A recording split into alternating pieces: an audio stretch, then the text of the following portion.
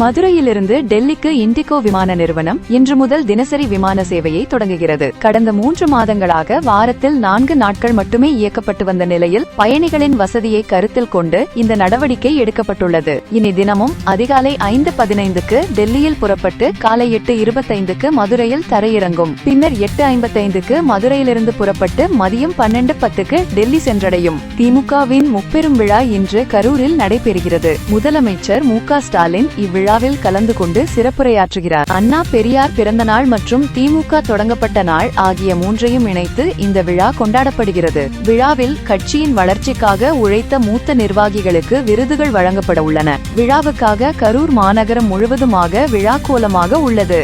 உத்தரகண்ட் மாநிலம் டேராடூனில் ஏற்பட்ட மேகவெடிப்பு, பெருவெள்ளம் மற்றும் நிலச்சரிவில் 17 பேர் உயிரிழந்தனர். 13 பேர் காணாமல் போயுள்ளனர். வெள்ளத்தில் சிக்கிய சுமார் 200 குழந்தைகள் பத்திரமாக மீட்கப்பட்டனர். கனமழை காரணமாக பல இடங்களில் சாலைகள் மற்றும் பாலங்கள் சேதமடைந்துள்ளன. பாதிக்கப்பட்ட பகுதிகளில் தேசிய பேரிடர் மீட்பு படையினர் மீட்பு பணிகளை தீவிரமாக மேற்கொண்டு வருகின்றனர்.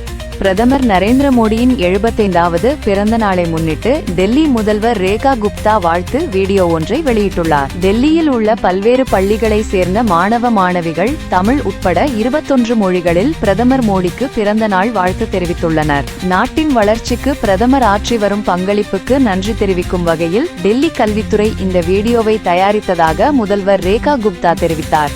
இங்கிலாந்தில் உள்ள ஒரு தேவாலயத்தின் அருகே கடந்த 2022ஆம் ஆண்டு 900 ஆண்டுகள் பழமையான எலும்புக்கூடுகள் கண்டெடுக்கப்பட்டன. அதில் ஒரு பெண்ணின் மண்டை ஓட்டை கொண்டு அவரது முகம் எப்படி இருந்திருக்கும் என்பதை விஞ்ஞானிகள் தொழில்நுட்ப உதவியுடன் உருவாக்கியுள்ள நிலையில் தற்போது பொதுமக்களின் பார்வைக்காக அந்த பெண்ணின் உருவம் கெண்டல் தேவாலயத்தில் வைக்கப்பட்டுள்ளது.